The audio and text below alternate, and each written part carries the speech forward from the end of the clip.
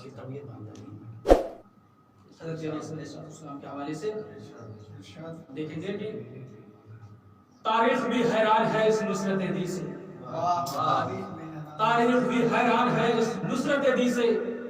معصوم علی دشت میں کیا کرنے چلا ہے کہ تاریخ بھی حیران ہے اس نصرت دی سے۔ معصوم علی دشت میں کیا کرنے چلا ہے، اور خود پاؤں پہ اصغر تو کھڑا ہو نہیں سکتا، اسلام کو پاؤں پہ کھڑا کرنے چلا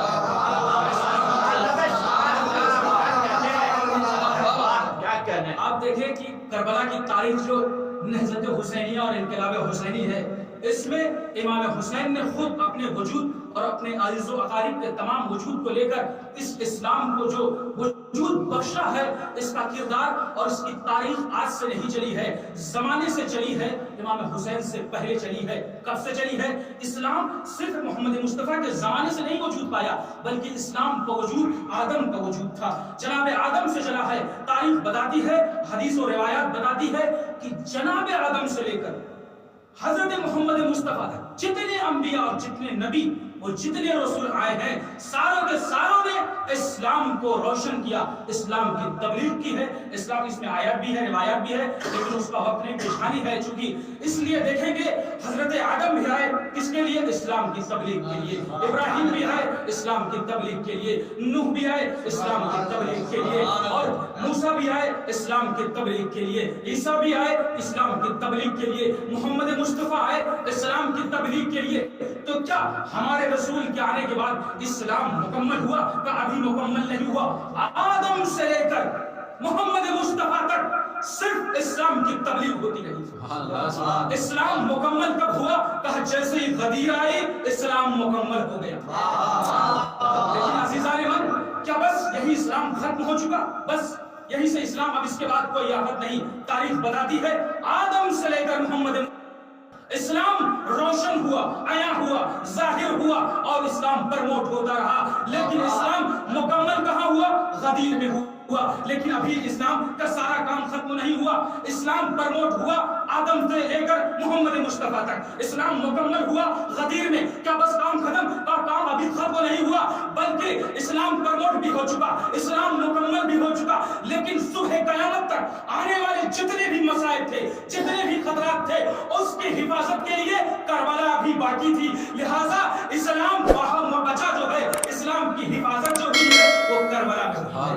اور اسلام کی حفاظت کرنے والی کون تھی؟ اسلام کی تاریخ بتاتی ہے کہ اسلام کے بعد حسین سب سے بڑی محافظہ کربلا حضرت زینب اولیاء مقام تھی، اور یہی وجہ تھی کہ جب یہ قافلہ کربلا سے کوفہ پہنچا ہے نا، تو اس وقت منظر یہ تھا کہ سارے کے ساروں نے یہ سمجھا یہ ایک خاتون ہے، یہ ایک عورت ہے، ایک عورت ہے، اس کا کیا ہو سکتا ہے، کیا حیثیت ہو سکتی ہے، کیا بول سکتی ہے؟ لیکن حضرت زینب نے بندہ خدا کی قسم ایسا خطبہ دیا کہ جو تاریخ کے سینے میں رقم ہو گیا۔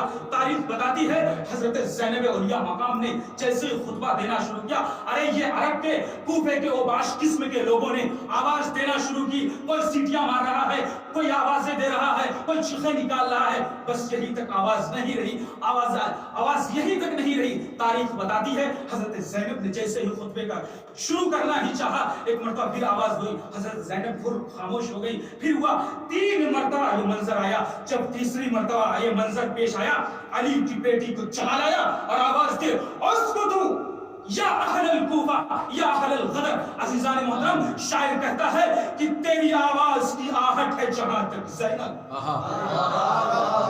تیری آواز کی آہٹ ہے جہاں تک زینب، ایک سناٹا سا چھایا ہے وہاں تک زینب۔ اس کے بعد تاریخ کے جملے ہیں، روایت کے جملے ہیں، خطبہ آ جاتا ہے۔ تاریخ بتاتی ہے کہ جناب زینب کے اس ایک اسکتو کہنے کے بعد ولایت تکوینیہ کی مالک حضرت زینب کا عالم اور مقام یہ تھا کہ تاریخ بتاتی ہے کہ سب کی زبانیں ان کے تلوں سے چپک گئی تھی، جو تالیاں مار رہے تھے ان کے ہتھیلی ایک دوسرے سے چپک گئی تھی۔ تاریخ یہ بتاتی ہے، حد یہ ہے کہ اونٹوں کے گلوں میں جو گھنٹیاں تھی اس گھنٹیوں کی بھی آواز رک گئی تھی، خاموش ہو گئی تھی۔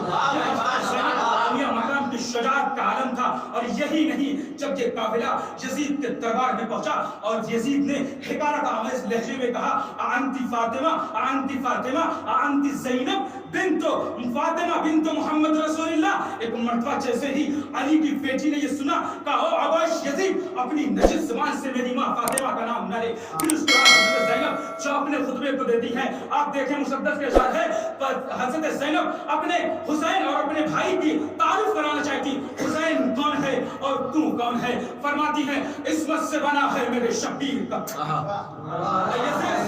कान खोल के सुन, इस्मत से बना है मेरे शब्बीर का पैकर, तू नार है वो नूर की तनवीर का पैकर, इस्मत से बना है मेरे शब्बीर का पैकर, तू नार है वो नूर की तनवीर का पैकर, तू रिज्स सराबा है वो ततहीर का पैकर। अरे तकरीर तेरा आज़म है, तकरीर तेरा आज़म है वो तामीर का पैकर। अरे तू जिस्मों का हाकिम है वो ज़हनों का वली है, तू माविया ज़ादा है हुसैन इब्न अली।